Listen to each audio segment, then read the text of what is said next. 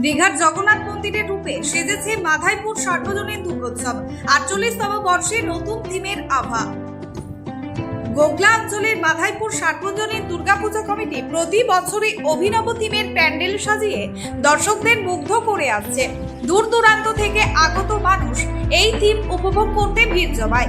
সেই ধারাবাহিকতায় এবছর পুজোর 48তম প্যান্ডেলের মূল আকর্ষণ হিসেবে বেছে নেওয়া হয়েছে দীঘার জগন্নাথ মন্দির।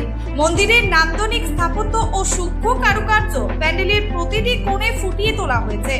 পুজো কমিটির অন্যতম সদস্য কাঞ্চন ঘোষ জানান, তারা এবারের টিম রেখেছে দীঘার জগন্নাথ মন্দিরের আদলে। মামাটি মানুষের যে সৃষ্টি দীঘায় তৈরি হয়েছে তারই আদলে তারাও এবারের মণ্ডপ সজ্জা করেছে। আমরা দীঘায় যে জগন্নাথ মন্দির তৈরি হয়েছে সেই দীঘায় জগন্নাথ মন্দিরের থিমটা আমরা এবারে প্যান্ডেলে আমরা ফুটিয়ে তুলছি। এরকম মানে এই জগন্নাথ ধামের মন্দির থিম দিয়ে এখানে আপনারা করছেন, কি মনোভাব?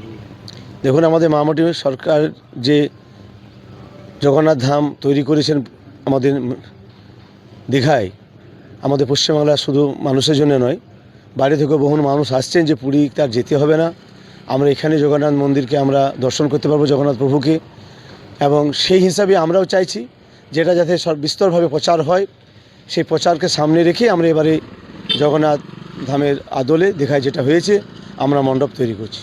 এত আপডেট সেটা স্বাভাবিক, কারণ মামাটি মানুষের সরকার সব কিছুতে আপডেট। আমাদের পুজো কমিটিকে 1,10,000 টাকা দিচ্ছেন, আমাদের পশ্চিমবাংলায় হাজার হাজার পুজো কমিটিকে তারা আমাদের টাকা দিয়ে সাহায্য করছেন। সেই হিসেবে আমাদেরও তো কিছু দায়বদ্ধতা থাকে যে রাজ্য সরকারের প্রতি, যে তিনি যে ভালো কাজগুলো করছেন সেগুলো মানুষের সামনে তুলে ধরার জন্য। কত বছর মানে পরিপূর্ণ?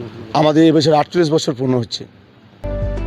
তিনি আরো জানান, রাজ্য সরকারের প্রতিটা ক্লাবকে 1,10,000 টাকা করে দিচ্ছে। তারা যেমন দায়বদ্ধ প্রত্যেকটা ক্লাবের প্রতি, তেমনি তারাও রাজ্য সরকারের প্রতি দায়বদ্ধ। তাই দীঘার জগন্নাথ মন্দিরকে আরো মানুষের কাছে পৌঁছে দেবার জন্য, প্রচার করবার জন্য তারাও মণ্ডপ সজ্জার দীঘার জগন্নাথ মন্দিরকে শ্রেষ্ঠ থিম বলে মনে করেছে এবছর, এবং তারা বরাবরই আপডেট থাকতে পছন্দ করে। তাই এবারের থিমেও তারা আপডেট রয়েছে বাকি ক্লাবের থেকে।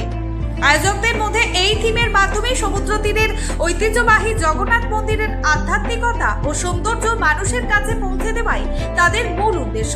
পুজোর দিনগুলিতে প্যান্ডেলের নান্দনিক রূপ ও অভিনব সাজসজ্জা দেখতে ভিড় জমবে বলেই আশা করছেন তারা।